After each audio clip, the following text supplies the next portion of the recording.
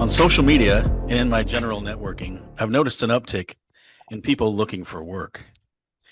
This is where the series idea originated for what we're listening to today. My purpose with the series is to get people more exposure by giving them a platform, perhaps providing motivation to others, and hopefully learning a few new job search ideas, and really create a community where people can inform, share, and possibly be edutained. And that's what we're going to be doing is getting ideas from an expert in the space. Today I'm with Chris Farr. He's a unique guest for the show. He currently has a job, but he also serves as an advisor for a virtual networking group that I participate in. In the meetings, Chris routinely provides insights to the group on job search strategies. And I expect his insights that he shares with the group will prove helpful to anyone in job search mode and anyone listening to this show.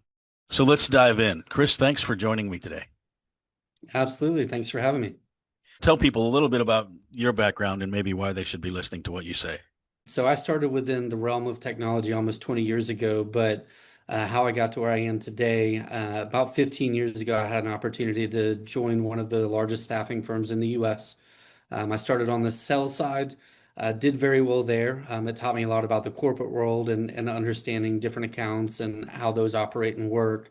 But I actually fell in love with the recruiting side of the house a few years later. So I'm a headhunter at heart, but I partner with multiple organizations around talent acquisition strategy, and more specifically, sourcing and hard to find talent. That encompasses IT, engineering, obviously some supply chain as well. And then within our sourcing realm, it's kind of anything and everything. So if you're sourcing for HVAC technicians or sales technicians or anything like that, we can cover you from a sourcing perspective. And if you need higher quality services, we do recruiting for IT and engineering specifically. And what's the company name? I'm with Braves Technology, named after the Atlanta Braves. We've been based in Atlanta for over 20 years now. Yeah, I wanted to get that out there, considering we're both in the backyard of the Brave Stadium, which has a different name. I'm not sure what the name of the stadium is now, but I think it's Truist Park. Truist Park. There you are. I think that was a challenge, and you accepted it very well. I looked at your LinkedIn profile, and it says sales. So, are you a recruiter or you're in sales? I do what's considered full desk recruiting. So I build relationships with clients on one side, understand their needs, understand how they go about finding talent. And then I'm also a recruiter to help them find that talent. My company, Braves Technology, offers a couple different primary products. But the good news for me and why I kind of consider it a little bit of both and call it full desk is it enables me to understand my clients and what they're going through from finding talent to the tools that they're using to understanding their culture. And it enables me to be a real partner to them when I do go out to find the talent that they need.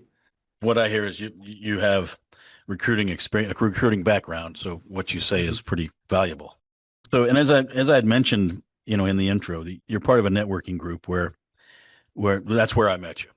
And so I'm just curious, what's your interest in? You already have a job. What's your interest in helping us through the networking group? It's nice to give back, but curious. Well, obviously, giving back is a major part of it. I met Leah, who runs our group, a couple years ago.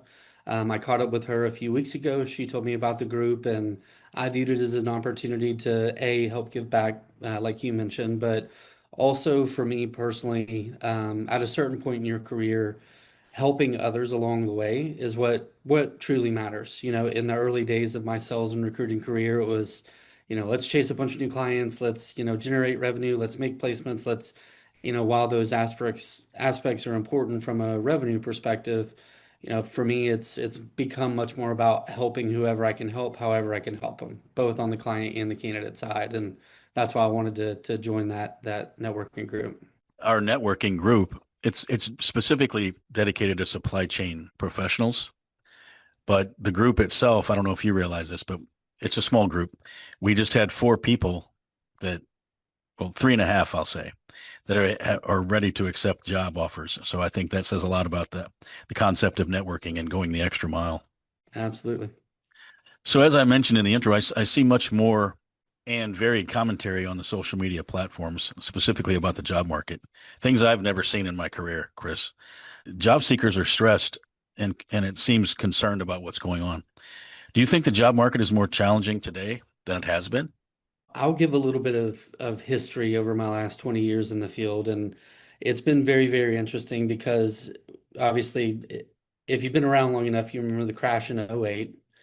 Pretty much what pulled us out of the crash in '08 was information technology and all these companies beginning to adopt IT, all these companies going online. The iPhone had become very popular. So it boosted a lot of growth that hadn't necessarily existed since probably the '90s. So through that growth, I'd say that that pretty much covered us through the pandemic. IT consistently grew, engineering consistently grew, organizations restructured to take on new technologies, new projects.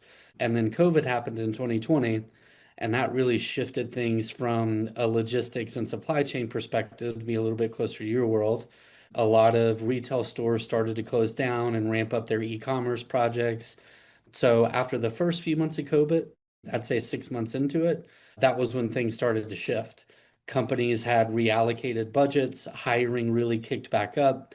Companies were also beginning to hire all across the United States of America. So if you think about a local ABC company here in Atlanta, now they can hire developers or supply chain professionals in Seattle or California or Texas because everybody was remote. That lasted, and it was a pretty big boom until about Q3 2022, when I think a lot of companies realized the amount of budget allocation that was being spent on hiring too many resources that weren't necessary.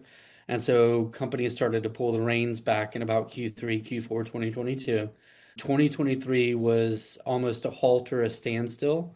Companies were still hiring.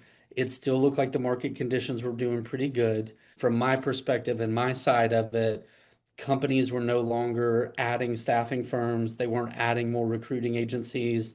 They had pretty much shut that down because growth wasn't there. It had become a little bit more sustainability. Then you throw in the election and the economic concerns and uncertainty with the election. That brings about 2024, which was a little better than 2023 in all honesty. But now that we're here in 2025, we're beginning to see some of the AI and automation impact. There's been a tremendous mismatch between skills and roles tied to AI. There's also a very big shift in hybrid and remote work being pulled back into the office.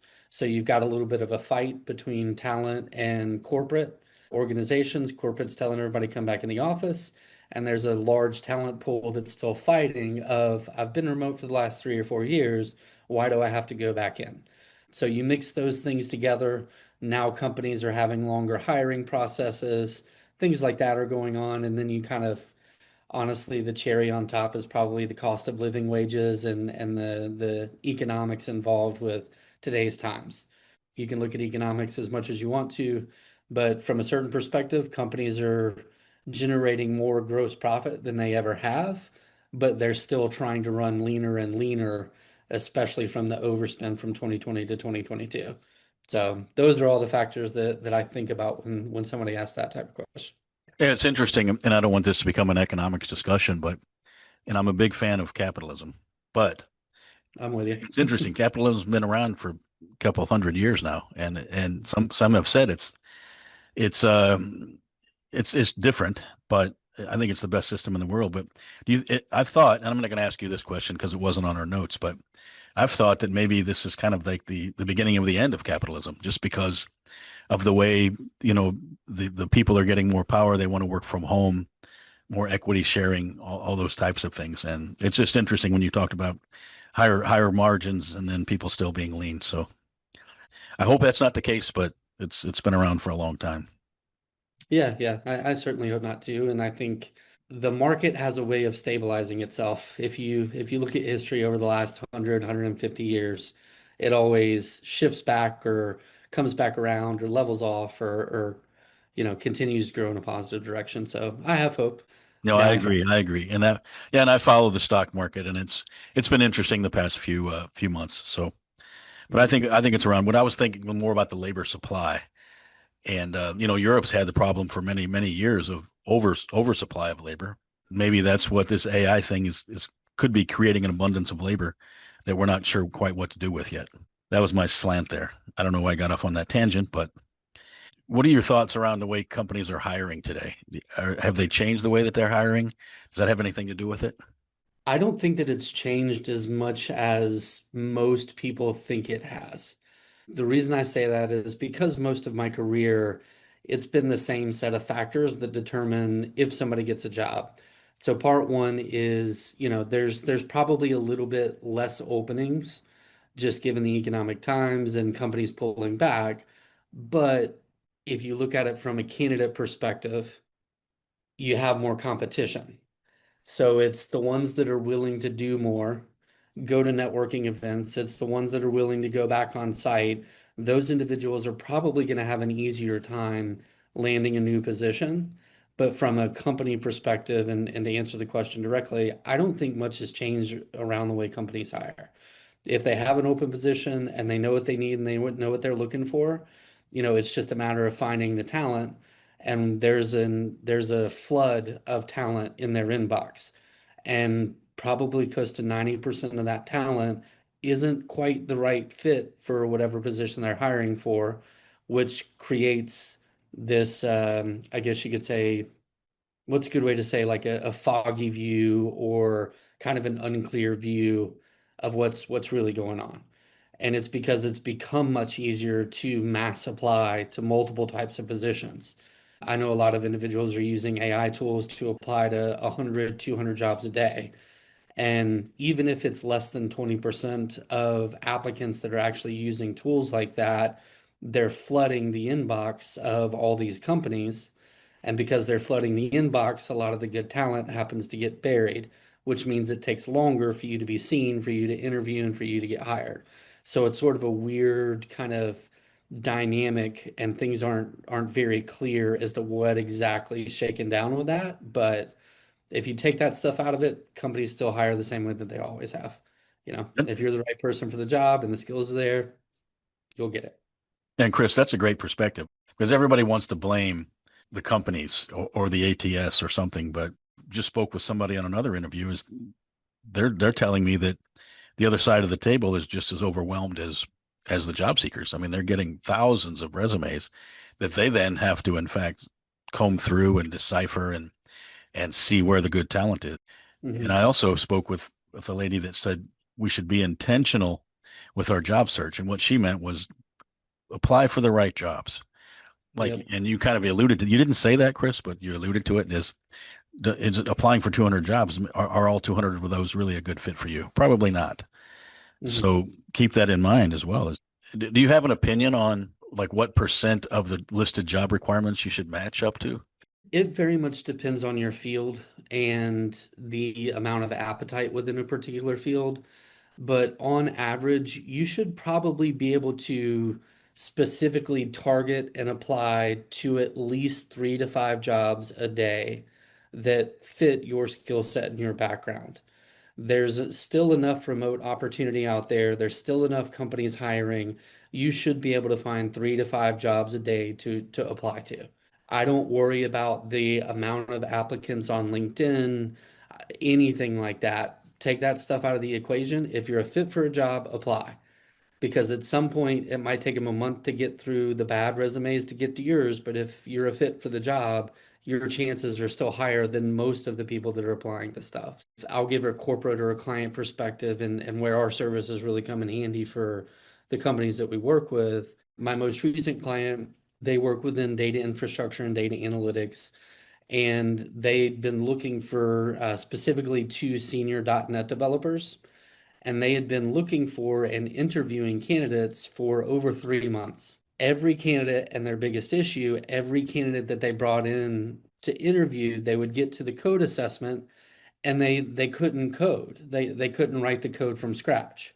Now, in my opinion, having been in IT a long time, their coding assessment was very simple, but it was the type of coding assessment that someone could very easily type into AI and get the answer, and there it is, because it was the fundamentals of how to code. But the problem they were running into is every candidate that would do the coding assessment was relying on AI or some tool, or I'll simplify it by saying relying on Google to pull the code for them and write the code for them. And all the company wanted was an individual that knew how to write the code because they're a developer. So they were running into that with all of their applicants. They were fed up and tired of it. So they came to us and they were like, hey, this is what we need. This is what we're looking for. I sat down with the lead for an hour. I sat down with the CTO for an hour, understood their environment, understood their culture. Within about 5 business days, provided them 3 resumes, and 2 of those individuals have been working there for a little bit over a month now. So they went from hundreds of applicants to understanding what they want, understanding what the issue was. I sent them 3 resumes, and 2 of them have been there for over a month. It could have saved them 3 months in the beginning, but pain points don't just come out of nowhere. But I can imagine that's a big help as well, especially if you have, as we talked about a few minutes ago, thousands of resumes to look at. I can't imagine that's too many. Hmm. I would guess. I can't. I couldn't do that. I don't know. I've never done it, but and that's the value you might provide, I presume. I've had conversations with talent acquisition teams, directors of TA, directors of HR that, they'll post a job at 8 a.m. on a Wednesday, and by 5 p.m. on Thursday, they've got over 500 applicants. And then where the heartbreaking part comes in, and this is direct from internal talent acquisition, not even from staffing companies, because I've known for a long time, but internal TA is sitting back and going, once I get through those 500, literally 90% of them weren't a fit for the job because we said that it was on site in Atlanta and they live in Texas. Or we needed a Java developer and they only had Python on their resume, or we needed somebody who didn't require sponsorship and half of them needed sponsorship. And then when they get to that bottom 10%, they start to shake it down a little bit more.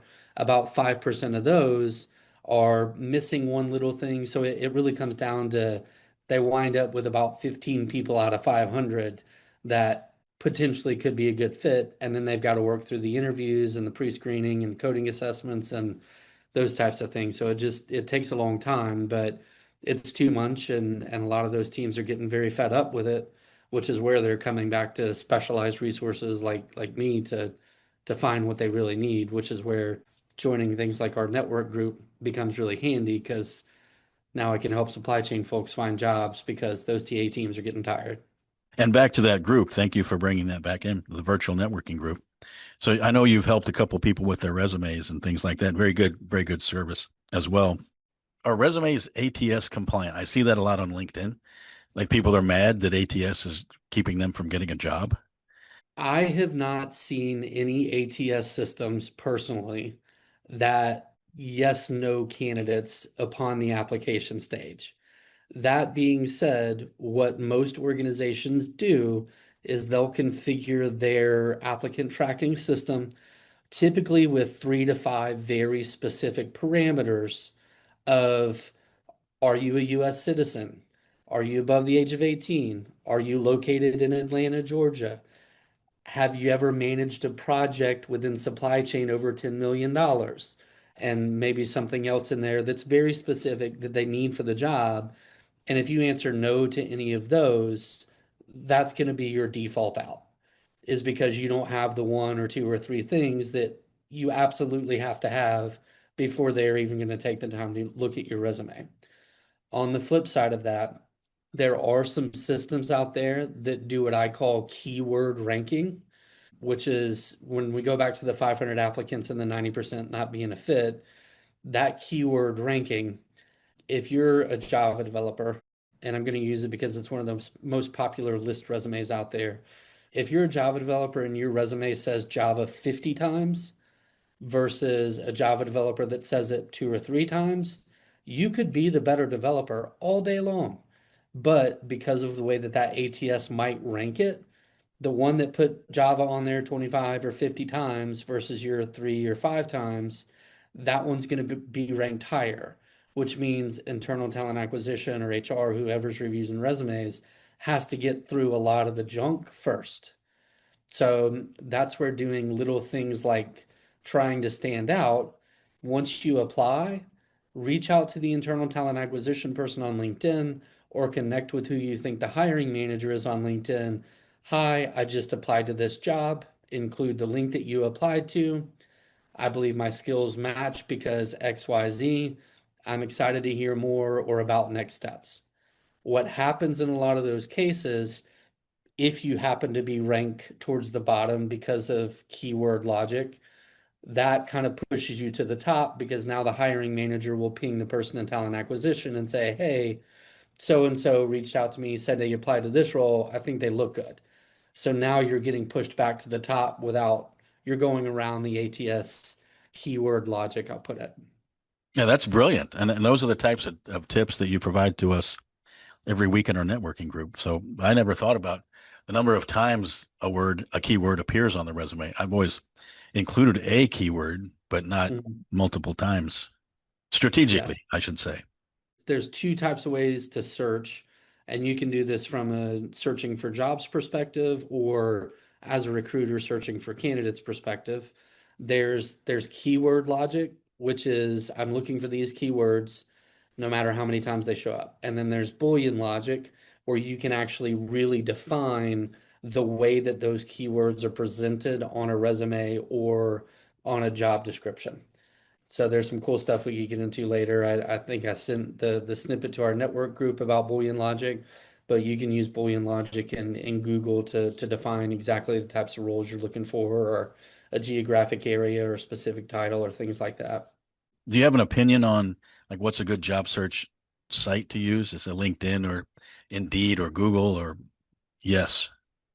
Yes, that's a good way to put it. Anywhere you find an opportunity that matches your background and you feel like you're a fit, apply.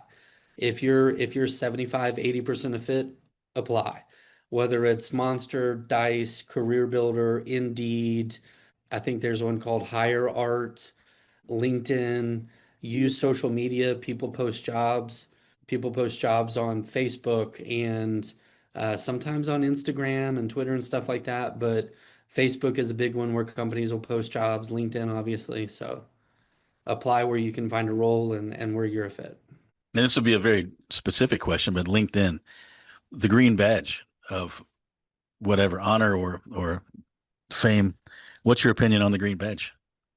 Most recruiters in this day and age are typically sourcing and searching and reaching out to people that are open to work. So there's a way that you can make yourself open to work without using the green banner under the settings. So it's a matter of how much publicity, if you will, that you might want. I'm personally 50-50 on the green banner. If you want to use it, I don't think it hurts you. If you don't want to use it, make sure that you're open to work. It's just a matter of how you want to present yourself to the market and say, "Hey world, I'm here," or if you want to keep your search a little bit more, a little bit more targeted and strategic and maybe don't want to mess with recruiters or some stuff like that, you might take it off. But yeah, either way, you're fine. I wouldn't worry about it one way or the other. There's a lot of debate on obviously LinkedIn, whether or not, and like LinkedIn Premium, is premium worth the extra fee? I wouldn't say so. I haven't seen the data to say yes, it is. I'll put it that way. I'll give a little bit of my history. I've gone through more or less two layoffs would be the best way to put it. One of them, company had some budget issues, some things like that, and it was kind of a mutual thing.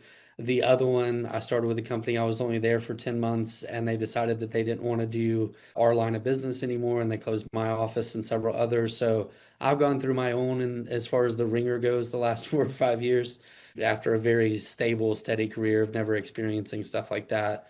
I didn't personally see a difference in the premium during my search. I also know how to define the types of positions and jobs that I want it to notify me about. So I would just say if you're going to do anything, make sure that your settings in your job search or you're getting the right types of notifications for things and not just letting LinkedIn make assumptions about which jobs you might be interested in or a fit for. This is just what I expected, Chris. I mean, you've given me a list of things already. I call them tips for people if they're paying attention. They've got some good outputs from this already. What's the best way for people to connect with you? So definitely LinkedIn. That's the easiest way. My email address is cfarr@bravestechnologies.com. I definitely tell people to go check out our website. There's another piece of our company called Rent-A-Sourcer that specifically does sourcing. That's just rentasourcer.com. and bravestechnologies.com. The clip that I'll give is, from a sales perspective, our three primary products. We've got professional recruiting, we've got talent sourcing, and then we can build offshore teams for companies as well. So those are the three big things that we do.